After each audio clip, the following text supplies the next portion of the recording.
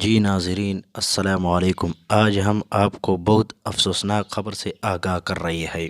پاکستان کا ایٹمی سائنسدان محسن پاکستان ڈاکٹر عبدالقدیر خان صاحب انتقال کر گئے۔ ان کے انتقال کا وجہ کرونا بتایا جا رہا ہے، جن کا آج نماز جنازہ فیصل مسجد میں ادا کیا جائے گا۔ ڈاکٹر عبدالقدیر خان پہلے پاکستانی تھے جنہیں 3 بار صدارتی ایوارڈ سے نوازا کیا تھا۔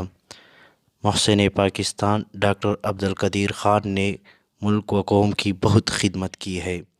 پاکستان کو دنیا کے نقشے پر ایٹمی طاقت سے نوازنے والا محسن پاکستان اور اسلامی دنیا کا سرمایہ جناب ڈاکٹر عبدالقدیر خان صاحب کچھ عرصے سے علیل تھے۔ آج صبح 6 بجے بروز اتوار اسپتال لے گیا اور تقریباً 7 بجے محسن پاکستان ڈاکٹر عبدالقدیر خان صاحب اس فانی دنیا سے رخصت ہو گئے۔ انا للہ و انا الیہ راجعون۔